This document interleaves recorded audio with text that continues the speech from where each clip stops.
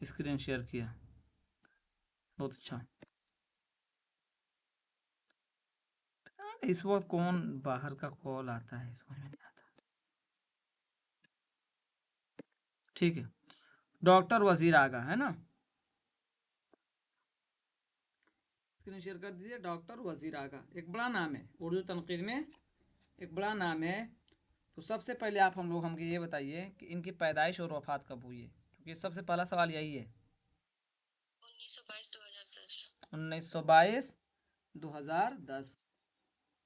ठीक है, मैं यहाँ लिख देता हूँ ताकि अगर आप में से कोई बाद में देखेगा तो अपना देख लेगा। 1922 2010। अच्छा, मकाम भी बताएंगे कहाँ पैदा हुए?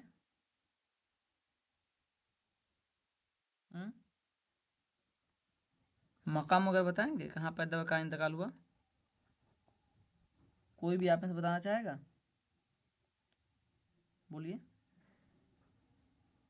नहीं, सरगोधा पंजाब। सरगोधा। विलादत और वफात।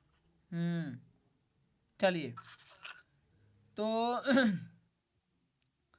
अब यहाँ खलीलुर रहमान आज़मी इनके बारे में क्या कह रहे हैं कि अब तक हमारा मुताला सतह तक महदूद था।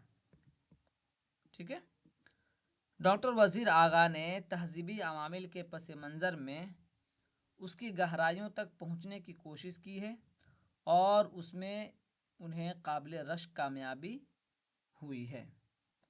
तो बताइए इनके बारे में, ये बात किसने किसके बारे में कही है? पहले ही कौल बताइए,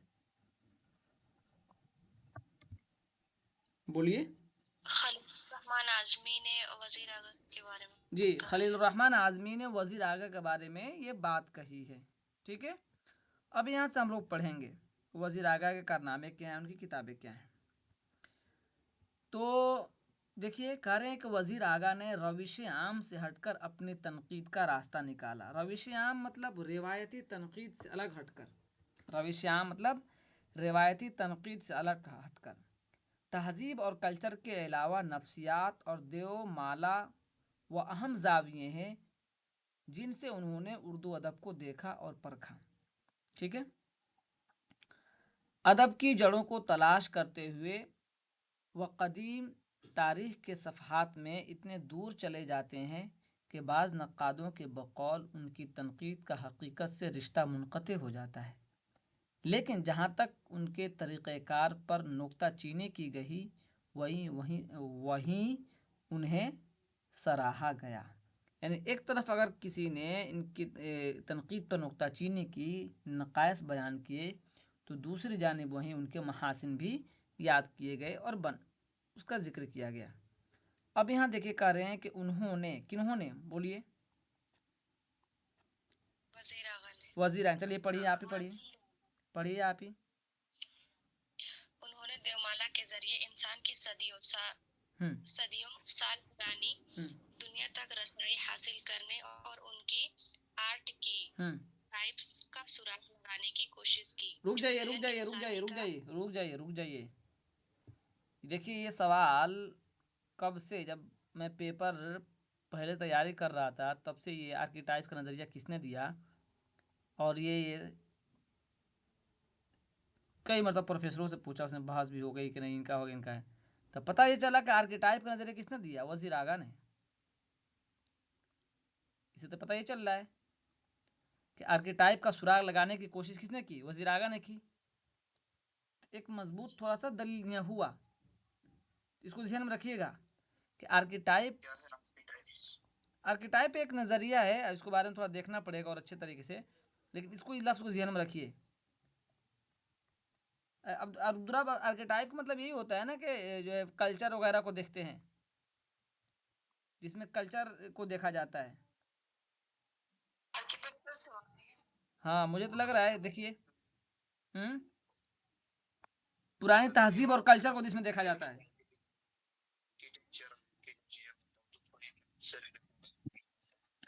ये आर्किटाइप्स जो है ना, ये कल्चर, इसमें कल्चर को देखा जाता है और तहजीब को देखा जाता है।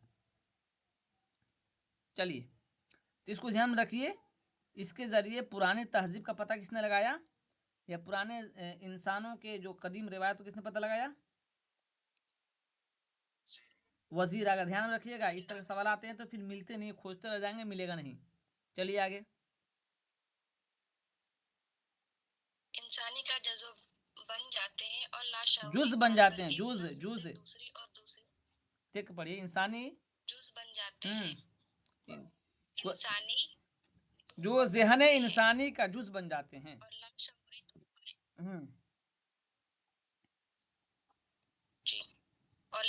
طور پر ایک نسل سے دوسرے اور دوسرے سے تیسری نسل کو منتقل ہوتے رہتے ہیں. وزیر آغا نے اجتماعی لاشعور کی مدد سے کئی فنکاروں کا مطالعہ کیا اور بالکل نئے نتیجے نکالے. اس سلسلے میں میراجی کا نام لیا جا سکتا ہے، جن کا ظاہر ایسا انوکھا تھا کہ لوگ اسی میں الجھے رہے.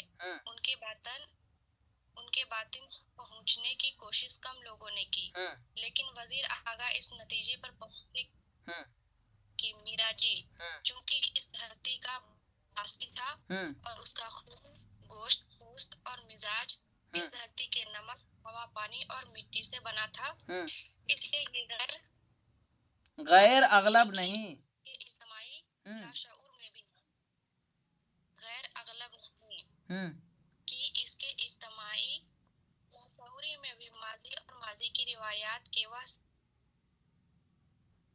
سارے نقوش موجود ہوں جو روشنی میں آنے کے لیے بےتاب تھے. میراسین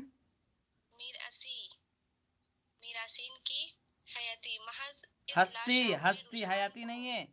میراسین کی ہستی محض اس لاشعوری رجحان کو جنبش میں لانے کا موجب بنی اور میرا جی نے اپنی نظم کے ذریعے اس صدیوں پرانی وابستگی اور پوجا کو کاغذ پر منتقل کر دیا. اچھا دیکھیے یہاں، یعنی جس تفکیر اور جس تدبیر کے ذریعے وزیر آغا نے کام لیا، میرا جی نے بھی اس سے کام لیا تھا اپنی نظموں میں. تو ان کے بارے میں ہی ایک قول ہے. وزیر آغا اس نتیجے پر پہنچے. کس نتیجے پر؟ میرا جی کے بارے میں لکھتے ہیں کہ میرا جی چونکہ اس دھرتی کا باسی تھا، یعنی رہنے والا باشندہ تھا، اور اس کا خون، گوشت، پوست اور مزاج اس دھرتی کے نمک، ہوا، پانی اور مٹی سے بنا تھا. یعنی بتا رہے ہیں کہ اس دھرتی سے اور اس زمین سے میرا جی کی کس قدر گہری لگاؤ تھا، جو ہے اس کے بارے میں بتا رہی ہے. غیر اغلب نہیں کہ اس کے اجتماعی لاشعور میں ماضی اور ماضی کی روایات کے وہ سارے نقوش موجود ہوں جو روشنی میں آنے کے لیے بتاب ہیں. یہ قول یاد رکھیے گا. میراسین کی ہستی محض اس لاشعوری رجحان کو جنبش میں لانے کا موجب بنی اور میرا جی نے اپنی نظم کے ذریعے اس صدیوں پرانی وابستگی اور پوجا کو کاغذ پر منتقل کر دیا. اچھا، اتنا بڑا اگر یاد نہیں ہو رہا تو میراسین کی ہستی ایک نام ہے. یہاں میراسین کی ہستی محض اس لاشعوری رجحان کو جنبش میں لانے کا موجب بنی اور میرا جی نے، یعنی میراسین ہستی ایک شخصیت ہے جس نے اس تحریک کو تھوڑا سا نہیں یہاں دیکھیے جملہ سمجھا جائے گا. میراسین کی ہستی نہیں، شخصیت ہیں. دیکھیے کہنے میراسین کی ہستی محض اس لاشعوری رجحان کو جنبش میں لانے کا موجب بنی، یعنی میراسین کی جو ایک ہستی ہے اس نے اس موضوع کو چھیڑا اور میرا جی نے اس کو پائے تکمیل پہنچایا. آگے کیا کر رہے ہیں؟ انہوں موجب بنے اور میرا جی نے اپنی نظم کے ذریعے صدیوں پرانی وابستگی اور پوجا کو کاغذ پر منتقل کر دیا. کہتے ہیں نا کہ کسی تحریک اور کسی رجحان کو کوئی چھیڑتا ہے تو اس کے بعد والا آ کر اس کو آگے بڑھاتا. ابھی ہم لوگ پڑھے تو اس میں کئی پچھلے نقادوں میں کہ نقاد کا کام کیا ہے کہ اپنے رائے کو اس وہاں لا کر چھوڑ دے تاکہ اگلی نسل آئے تو وہاں سے اپنی بات کو اور اپنے تنقیدی رویے کو آگے بڑھا سکے. یہ بات تھی. اب آگے آ جائیے. ہو سکتا اچھا بتا رہا ہوں، بولیے. مطلب جو دوسرے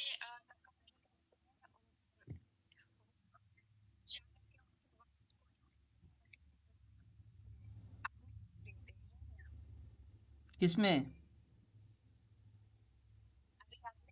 ہم یہ کہیں پچھلی باتوں میں، پچھلے پیراگراف میں، پچھلے سبق میں ہم نے کیا پڑھا تھا کہ ایک نقاد وہاں جا کر اپنی بات کو چھوڑتا ہے جہاں سے ایک نئی نسل آ کر اس بات کو آگے بڑھاتا ہے. مثال کے طور پر کارل مارکس نے مارکسزم کا جھنڈا لہرایا، علم بلند کیا. اس کے بعد کیا ہوا؟ ترقی پسند ایک تحریک چل پڑی، لیکن اس قدر چل پڑی پھر بعد میں جا کے اس میں برائی آ گئی. پھر کیا لوگوں نے اس کو چھوڑ دیا اور کیا پکڑ لیا؟ پھر جدیدیت، پھر ماں بعد جدیدیت، دھیرے دھیرے دھیرے دھیرے آگے بڑھتے چلے گئے. ٹھیک ہے. اب دیکھیے کہہ رہے ہیں کہ اقتباس پیش کرنے کے بعد انور سدید لکھتے ہیں کہ یہی نہیں بلکہ وزیر آگا نے میرا جی کی نظموں سے وشنو مت کے تصورات بھی ڈھونڈ نکالے اور اس کی نظموں کے جنسی پہلو کو وشنو بھکتی تحریک کے اثرات کا نتیجہ قرار دیا. اب ایک سوال یہ بچ جائے گا کہ کس کی نظموں کو وشنو بھکتی تحریک کے اثرات کا نتیجہ قرار دیا گیا؟ بتائیے. میرا جی. وزیر آگا کی اس کاوش کے بعد میرا جی کی شاعری کی طرف زیادہ توجہ کی گئی. چلیے یہاں سے کوئی اور پڑھیے. پڑھیے کوئی. جی سر. آغا نے اپنی تقریر میں تہذیب اور نفسیات کی طرف خاص توجہ کی ہے، لیکن تنقید کے باقی حربوں کو بھی نظر انداز نہیں کیا. انہوں نے سماج کے تعلق سے بھی ادب کا مطالعہ کیا ہے، مذہبیات اور انتھراپولوجی سے بھی مدد لی ہے. ان کا طریقہ کار یہ ہے کہ انتھراپولوجی کا مطلب کیا ہوتا ہے؟ انتھراپولوجی کا مطلب کیا ہوتا ہے؟ کوئی بتائیے. انتھراپولوجی ہوتا ہے یہ ایک اسٹڈی، مطلب کس طرح نہیں اینتھروپولوجی ایک طرح کا سبجیکٹ ہی ہوتا ہے جس میں کس طرح انسان پہلے قدیم دور میں کیسے تھے، وہ کیسے کیسے ترقی. چلیے انتھراپولوجی کا مطلب یہ ہے قدیم روایت کو جس میں جی بولیے. مانو کی مطلب اتپتی وکاس کیسے ہوئی ہے اس کے بارے میں بات کی. اردو میں بولیے. ہمارے سر کلاس میں اردو میں بولواتے ہیں تو ہم بھی آپ سے اردو بلوائیں گے. انسان کی تشکیل کیسے ہوئی ہے، اس کا ڈیولپمنٹ کیسے ہوا ہے. جی اس مطلب پرانی تہذیب اور پرانی اقدار کو جس میں دیکھا جاتا ہے کہ انسان پہلے کیا تھا، پھر کیا تھا، پھر کیا تھا. ٹھیک ہے. یہ ہے مطلب اس کا ماضی کے بارے میں، مطلب وہی بتایا نا، پرانی تہذیب اور روایت کے بارے میں اس میں پڑھائی کی جاتی ہے. آگے آئیے پڑھیے یہاں سے ان کا طریقہ کار.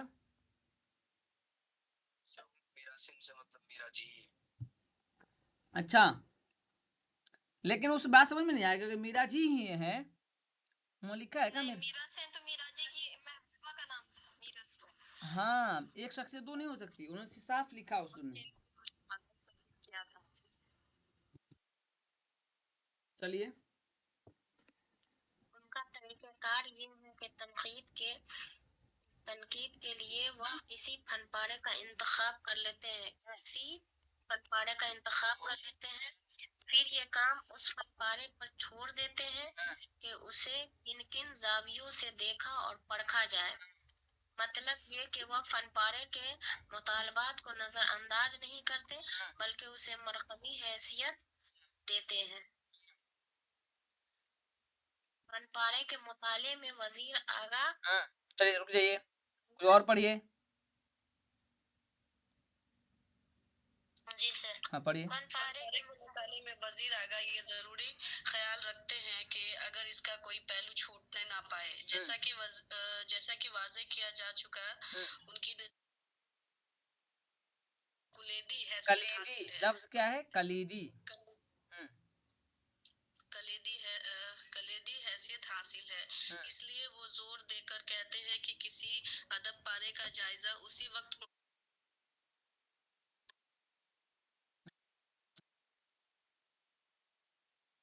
نظر انداز نہ کیا جائے. عقیدے کی وہ نفی نہیں کرتے مگر محض اسی کو کسوٹی سمجھ لینا ان کے نزدیک محدود اور تنگ نقطہ نظر کو فروغ دینا ہے. ان کے الفاظ میں ایک عظیم فنکار اپنی فطرتی نمونے کے راستے میں کوئی ہند نہیں. اطمینان سے رکیے ہم سمجھ رہے ہیں، آپ کو آ رہا ہے، اب تھوڑا گھبرا جا رہا ہے. پھر سے پڑھیے. ایک عظیم فنکار اپنی فطری نمونے میں کوئی ہند نہیں. لفظ کیا ہو سکتا ہے؟ ہند نہیں ہے. दूसरा कोई दिमाग लगे, क्या हो सकता है? बंद नहीं बांधता। बंद है सर। अच्छा, वो उसे आजादी फिजा में फैलने की। अच्छा, आज़ादी फिजा नहीं है, इत्मीनान से पढ़िए, घबराइए नहीं। आज़ादी, टाइम मेरे पास कम नहीं है, टाइम बहुत। आज़ाद फिजा देख के पढ़िए। आजाद फिजा में फैलने की खुली इजाजत देता है। इसका फन तंग सादी हद को पार करके आसमानी रफ़ातों की तरफ रुक फैलता जाइए, तो नुजहत है। नुजहत इसके घबरा। चेहरे से फिर से पढ़िए इसका फन, हेलो फिर से पढ़िए यहाँ से। हेलो हाँ पढ़िए फिर से यहाँ से, इसका फन तंग।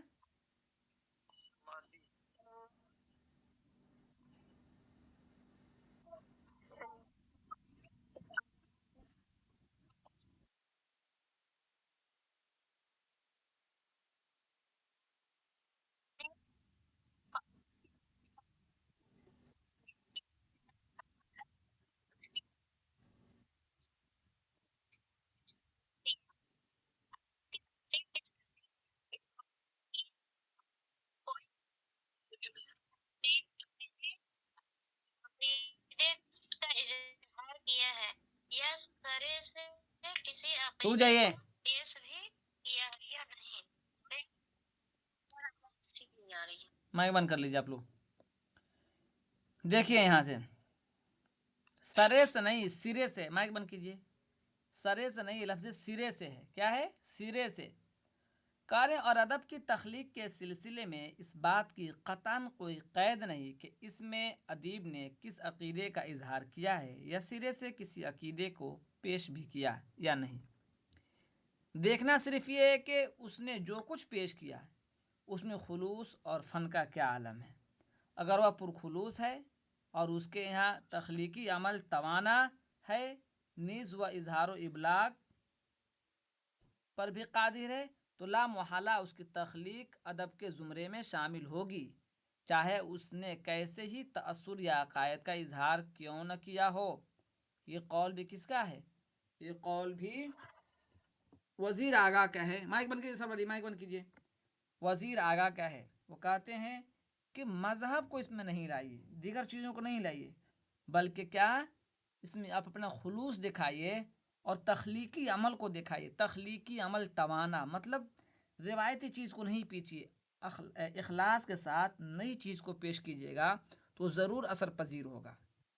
कह रहे हैं कि गोया वह सिर्फ तहजीब और कल्चर या महज नफ्सियात और देवमाला को अहमियत नहीं देते, फ़नपारे में अक़ीदे का वजूद व अदम उसके लिए बेमाना है। यानी फ़नकारे में कोई अपना अक़ीदा पेश करे और अपनी तहजीब को सिर्फ रगड़ के पेश कर दे, हम ऐसे खाते हैं वैसे पीते हैं, ये बहुत अहम नहीं है। असल बात ये कि वह अदब की कसौटी पर पूरा उतरता है या नहीं। मतलब ये कि उनके नज़दीक जमालियाती पहलू को तनकीद में बुनियादी अहमियत हासिल है। गर्ज उनकी तनकीद किसी तरह की तंग दमाने का शिकार नहीं, उसका दायरा बहुत वसी है। इसलिए उनकी तनकीद को इम्तिजाजी तनकीद, ये कई मरतबा सवाल आ चुका है, सिंथेटिक क्रिटिसिज्म, ये सवाल आ चुका है यूजीसी में। किसकी तनकीद को इम्तिजाजी तनकीद कहा जाता है बताइए? वज़ीर आगा की तनकीद को इम्तिजाजी तनकीद का नाम दिया जाता है। आगे आ जाइए। कह रहे हैं कि उर्दू अदब में वज़ीर आगा की कई हैसियतें हैं। वह नक्काद होने के अलावा तख्लीकार भी हैं। वह तनकीद को तख्लीक का हमसर मानते हैं और कहते हैं कि तख्लीकी सलाहियत ही तनकीदी मज़ामीन की मुहर्रिक हुई। ये ध्यान में रख लीजिएगा, आजकल बहुत सवाल ये आ रहा है, तख्लीक व तनकीद का रिश्ता। वज़ीर आगा कहना क्या है? तनकीद को तख्लीक का हमसर मानते हैं, तनकीद को तख्लीक का हमसर मानते हैं और कहते हैं कि तख्लीकी सलाहियत ही तनकीदी मज़ामीन की मुहर्रिक हुई।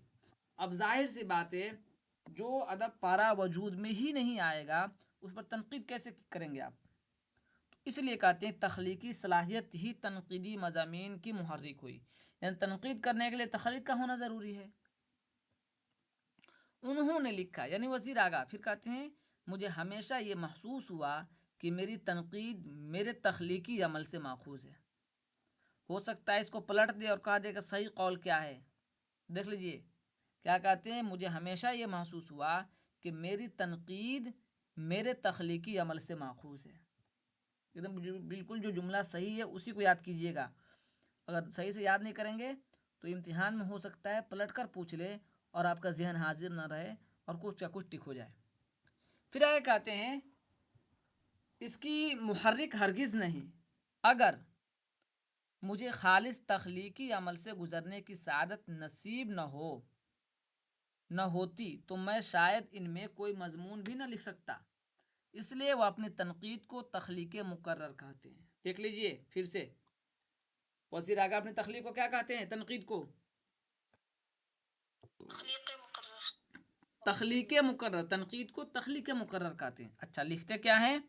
کہتے ہیں کہ نقاد چاہے زمانہ ہو یا خود فنکار، جب تک فن پارے کو جاننے اور پہچاننے کے لیے تخلیق مقرر کے عمل سے نہیں گزرتا، فن پارہ اس پر اپنا سینہ عریاں نہیں کرتا. سینہ عریاں مطلب اپنی کمی بیشی، اپنے معائب اور نقائص واضح نہیں کرتا. اچھا بہت ساری چیزوں کا فیصلہ زمانہ کرتا ہے کہ کون سا ادب دیرپا ہوگا اور کون فسطاطی کا شکار ہو جائے گا اور سوقیانہ ہو جائے گا. اب آجیے وزیر اعلیٰ نے تنقید کا جو راستہ اختیار کیا تھا اس میں بہت سے اندیشے تھے. خاص طور پر یہ موضوع نیا ہونے کے سبب وہ بھاری بھرکم کم اور علمی اصطلاحوں کا سہارا لیتے. ان کے افکار و خیالات وضاحت و صراحت سے محروم ہو جاتے، مگر ایسا نہیں.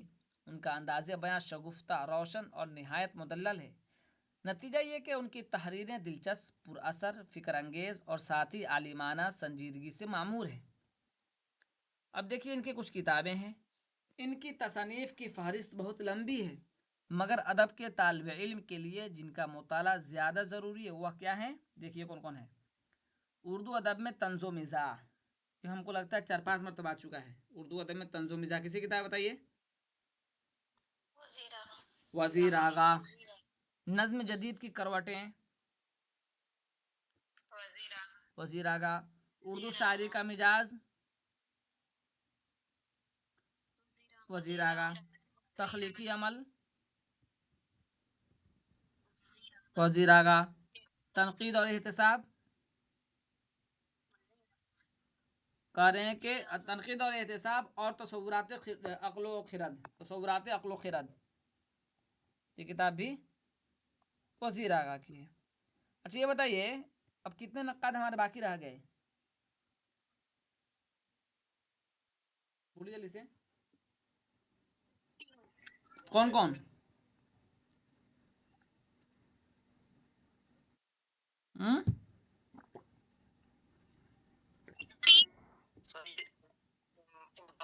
امام اسد ہے، شکیل الرحمان ہے، شبیہ الحسن ہے نا؟ شبیہ الحسن ہے نا؟ شبیہ الحسن. ہنسی کی آواز کہاں سے آ رہی ہے؟ بند کیجیے مائک، غلط بات ہے.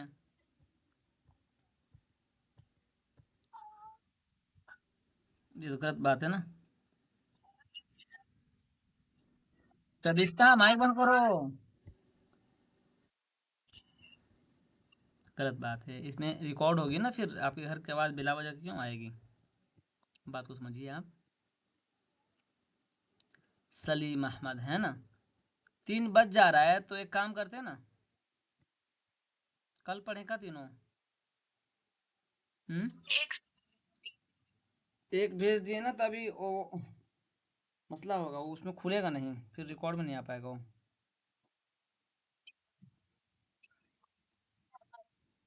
کسی کچھ پوچھنا ہے تو پوچھ لیجیے. چلیے قمر رئیس کے پیدائش وقت بتائیے. قمر رئیس کی پیدائش وقت بتائیے آپ لوگ. 1932 2009. اور کسی کچھ پوچھنا ہے؟ کل ہی پڑھا دیتے ہیں تینوں، ٹھیک ہے.